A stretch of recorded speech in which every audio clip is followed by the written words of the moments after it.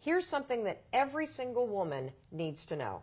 Harvard Business School just wrote up about this study where they asked a ton of managers across different industries, what is the #1 reason why you're not promoting your female, people that you're managing? Do you know what the manager said? #1 reason. I thought she lacked the confidence for the new role. Now here's the kicker. A kick in the gut, by the way, is that the managers were uncomfortable telling you, the woman, that she lacked confidence. Well, because they didn't want to be called sexist, and more importantly, they had no idea how to actually coach somebody into becoming more confident. If you're perceived as confident, you make more money, you advance faster, you have more satisfaction in what you're doing. And the thing that I want every single woman on the planet to understand is that confidence is not a personality trait. You can be extroverted and talk a lot and have zero belief in yourself. That's how I used to be. I used to be the loudmouth, bossy person that didn't believe a word that was coming out of myself, my mouth, didn't like myself, none of it. There are tons of folks that are insecure, that it's uncomfortable to talk into a meeting. You're not lacking confidence, you believe in your ideas, you're lacking the courage to actually step out of your comfort zone. The one piece of advice that I want every single woman to know is that there are two kinds of work. There's visible work and there's invisible work. You only get credit for visible work. Visible work is how you behave in a meeting. That's a very, very important place to practice the skill of confidence. What do you do to practice the skill of confidence? #1, stop taking notes and just take note.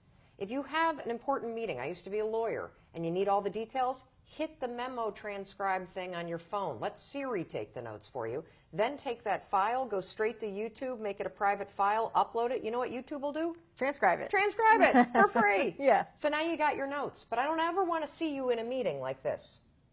Not like this. Because what is that? You're in a visible place. Yeah. What you're projecting is that you're not part of the meeting. You're just there taking notes.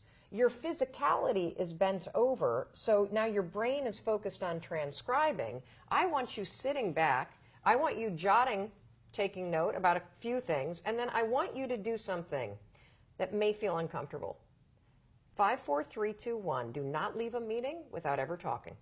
Don't do it. It is a very visible place for you to be seen. Here's another thing I want you to do. If you're uncomfortable sharing your ideas, and I have been startled by the number of people that write us from around the world that say that their biggest fear in their career was actually speaking in meetings and sharing their ideas. Biggest fear. And they started using the 5-second rule, changing everything about their career trajectory. So one of the things I want you to do in meetings, obviously just take note, don't take notes. Right. I want you to speak in a meeting. If you're uncomfortable, you don't have to share an idea. Comment. You know, I know we're wrapping up, but I just wanted to say in listening to all these ideas, I think Shelby's suggestion was a really important strategic consideration that I really liked a lot. That's it. Right. Now, did you pick up on one word that I used?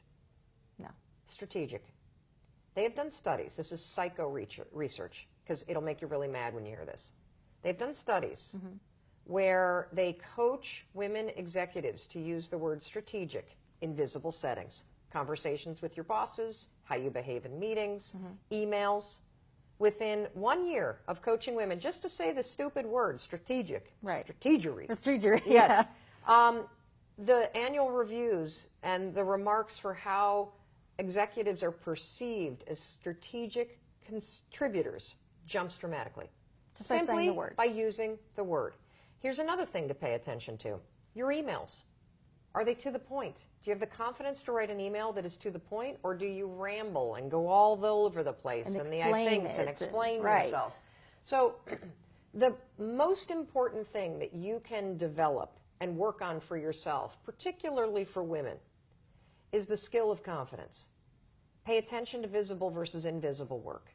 Raise your visibility by practicing small acts of confidence. Use the 5-second rule to interrupt the habits of taking notes, of saying I'm sorry, of writing long-winded emails, of not elevating your ideas. Right. And you'll be surprised by what happens.